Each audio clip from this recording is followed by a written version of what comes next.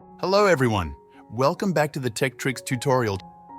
In this video, I'll show you how to delete your WhatsApp backup from iCloud on your iPhone. If you don't want WhatsApp data stored in iCloud, here's how to remove it.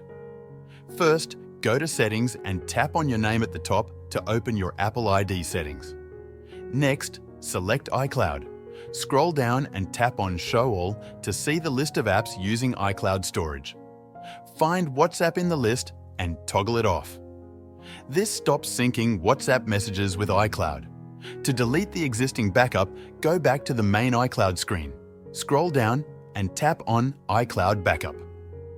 Here, you'll see a list of apps included in your iCloud backup and confirm by selecting Turn Off.